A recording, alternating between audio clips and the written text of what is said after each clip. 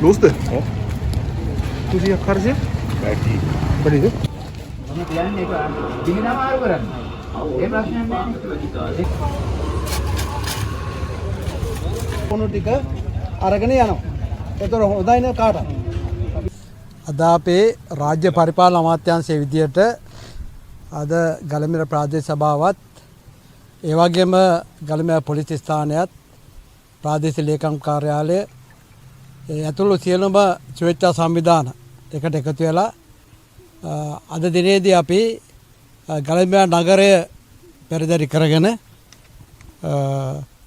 නිකසල පුරයක් සුවබර දිවියක් කියන වැඩසටහන තමයි අද අපි ක්‍රියාත්මක කරේ.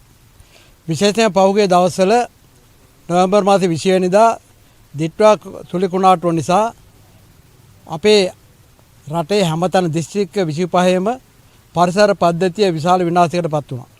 ඒ විනාශයට පත් වීමත් එක්ක විශේෂයෙන්ම කැලිකසල ඒ වගේ මදුරුවන් බෝ වෙන ස්ථාන ගහන වීම නිසා අපි පළාත් පාලන ආයතන විදිහටත් ඒ වගේම පරිසර පොලිසි අනිත් රාජ්‍ය ආයතන විදිහටත් මේ පරිසරයේ ජනතාවට ජීවත් වෙන සුදුසු පරිසරයක් ඇති කරගෙන වෙනුවෙන් අද අපි දිනේදී ගලමිර නගරය කේන්ද්‍ර කරගෙන අද අපි සුද්ධ පවිත්‍ර කරන වැඩසටහනක් කරා. මේ සඳහා විශේෂයෙන්ම සෞඛ්‍ය වෛද්‍ය නිලධාරී කාර්යාලයේ ඒ නිලධාරීනුත් ඒ වගේම පොලිස් නිලධාරීන් ඒවා රාජ්‍ය සේවකයන් මේ සියලු දෙනා එකට එකතු වුණා. ප්‍රදේශීය ස්වේච්ඡා සංවිධාන මේ සියලු දෙනා එකතු වෙලා මේ වැඩසටහන අපි කරා.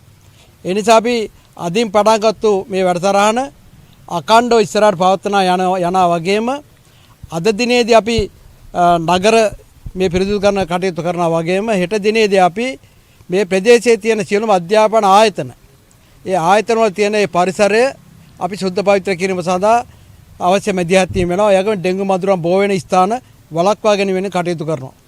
ඒ වගේම අපි 9 වෙනි දිනේදී සියලුම රාජ්‍ය ආයතන පදනම් කරගෙන ඒ රාජ්‍ය ආයතන වල තියෙන ඒ අපද්‍රව්‍ය ඒ වගේම වැසි ජලය එකතු වෙන ස්ථාන සුද්ධ පවිත්‍ර කරලා මේ දින 3ේදී පුළුල් වැඩසටහනක් අපි ක්‍රියාත්මක කරනවා.